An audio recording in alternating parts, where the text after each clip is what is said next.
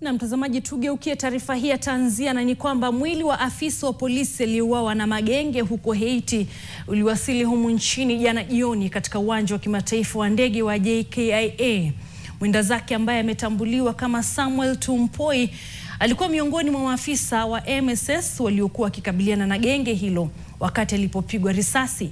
Tumpoi aliuawa mwezi uliopita akiwa anapokea matibabu hospitalini kutokana na majeraha hayo ya risasi.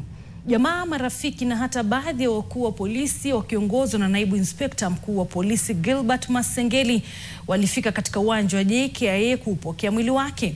Mwili wa mwenda zake umehifadhiwa katika makafani ya Chiromo huku maandalizi ya mazishi yakianza rasmi.